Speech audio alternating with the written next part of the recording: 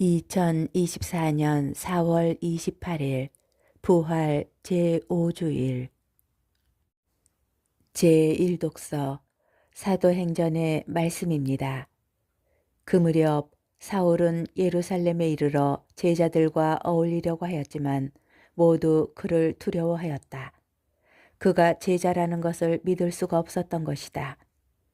그러나 바르나바는 사울을 받아들여 사도들에게 데려가서 어떻게 그가 길에서 주님을 뵙게 되었고 주님께서 그에게 말씀하셨는지, 또 어떻게 그가 다마스쿠스에서 예수님의 이름으로 담대히 설교하였는지 그들에게 이야기해 주었다.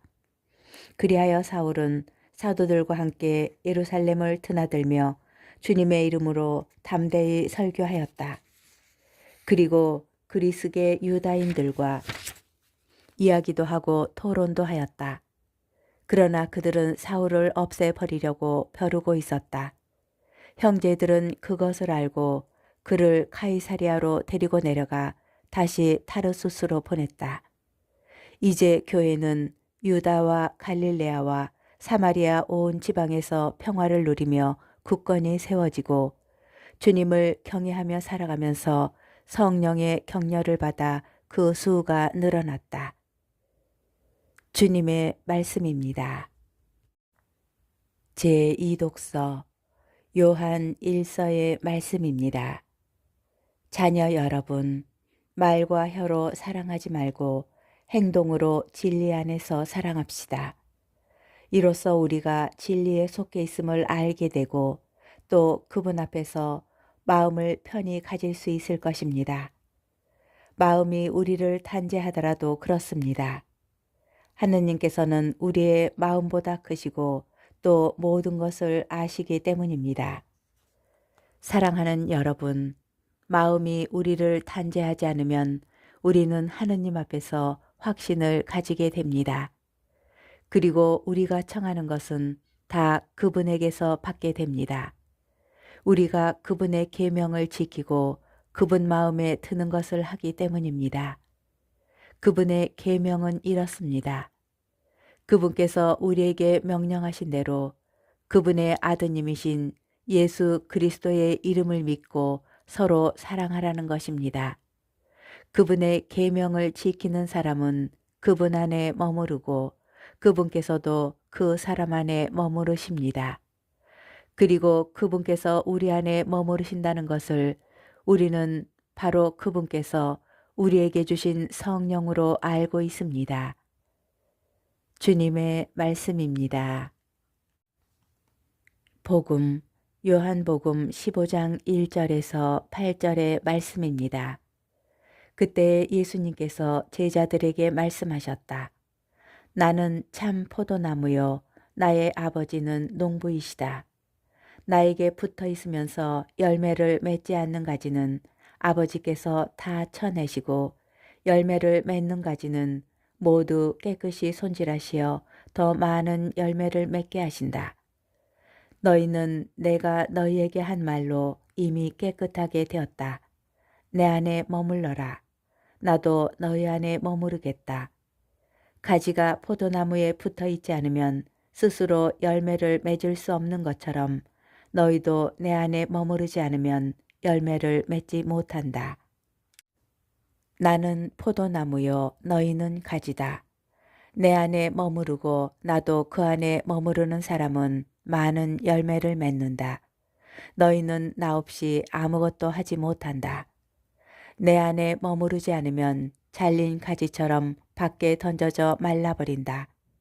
그러면 사람들이 그런 가지들을 모아 불에 던져 태워버린다. 너희가 내 안에 머무르고 내 말이 너희 안에 머무르면 너희가 원하는 것은 무엇이든지 청하여라. 너희에게 그대로 이루어질 것이다.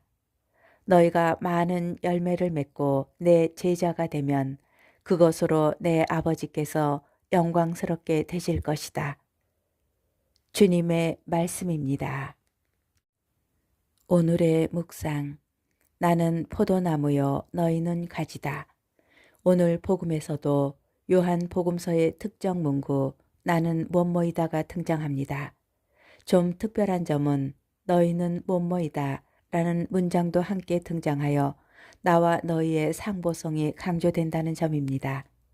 예수님께서는 마지막 만찬 이후 당신 없이 아무것도 하지 못할 제자들에게 너희가 앞으로 하여야 할 일을 알려주십니다. 그리고 이 당부의 핵심은 내 안에 머물러라입니다. 이 표현은 열매를 맺다라는 표현과 함께 연결되어 머무름의 결과가 열매 맺음이라는 것까지 분명하게 보여줍니다. 독서의 본문들 또한 주님 안에 머물러서 맺게 된 열매에 대하여 묘사합니다. 예루살렘 교회의 불신을 감수하여야 하였던 바오로는 예수님 안에 머무름으로써 그러한 의혹과 소외의 상황을 이겨냅니다. 그 결과 주님의 이름으로 담대히 설교하고 교회는 굳건히 세워지고 그 수가 늘어나게 되는 찬란한 열매를 맺게 됩니다. 도대체 주님 안에 머문다는 것이 무슨 뜻일까요? 수도자에게 이보다 더 중요한 질문은 없기에 늘 제 마음에 담고 있던 물음입니다. 주관적 판단일 수 있지만 오늘 본문에서 그 1차적 답을 찾을 수 있다고 봅니다. 머문다는 것은 떨어져 나가지 않는 것, 곧 가지가 나무에 붙어 있는 것이 아닐까 합니다. 다시 말하여 주님 안에 머문다는 것은 다른 어떤 것보다도 일단 떠나지 않는 것을 의미합니다.